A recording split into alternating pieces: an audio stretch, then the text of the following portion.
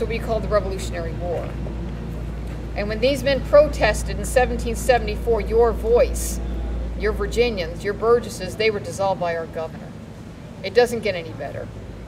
Violence breaks out in 1775. You have dissension up and down the East Coast. And, of course, you had Battle of Lexington and Concord, 1775, up north. And it gets so bad here in Virginia, the governor leaves. He's afraid for his life. So what you have by 1776 is a government shut down. But something emerges from this chaos, something called the Virginia Convention, that is sanctioned by the people. And where we're going now is onto the people's side. And on June 12, 1776, these men would be voting upon a new government that will define who we will be.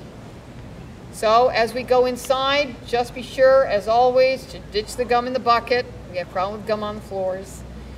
Feel free to take pictures. It's a wonderful building, just not on the stairs. Don't want you falling down the stairs.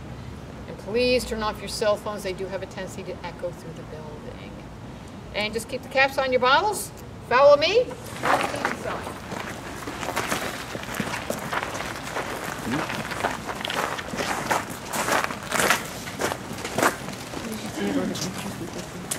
Yeah, it would.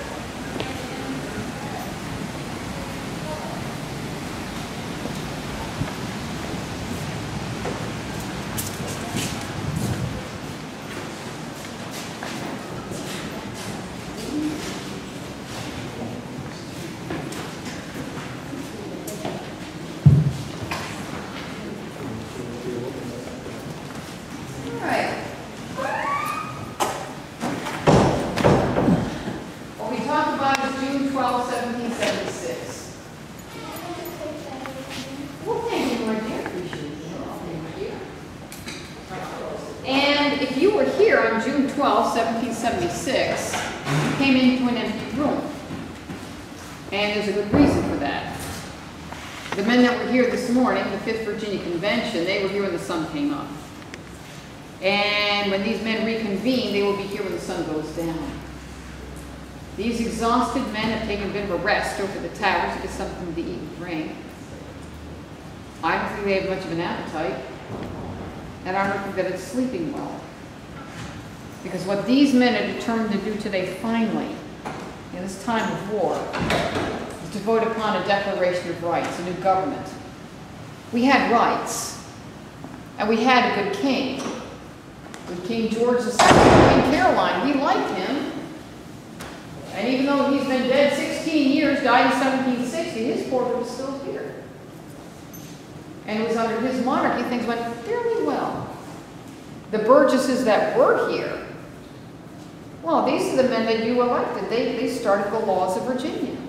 Every colony could create their own laws. Property laws, religious laws, slave laws, all started here. All the colonies could do that. And these were the only people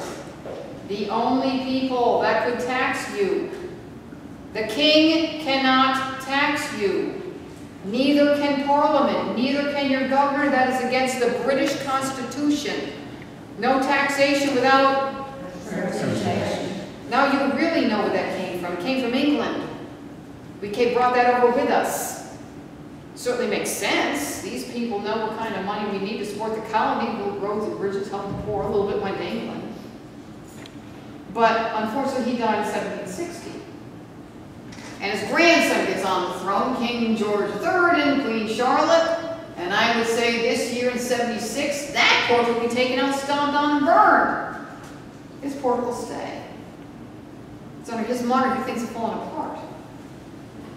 We all know the 7 Years' War was expensive. We fought a good fight with the king. We fought against the French. And after that war, well, huge war debt. We don't mind paying for our share of the war debt here in the colonies, but we're taxed on it by Parliament. We never elected anyone to represent us over there. Of course we protest. well, independently, you know, we're not united colonies, we tolerate each other. And I'll be the first one to say, we did not agree with that little problem up in Boston, but they dumped the tea in the harbor. Those people up there up north, they always worried us, very impassioned on them, so I got into trouble. My parents live up there. We did not agree with the Boston Tea Party. But we sympathized with them the next year in 1774, when Parliament declared martial law in Boston. We all know what martial law is. It's something that doesn't change through history.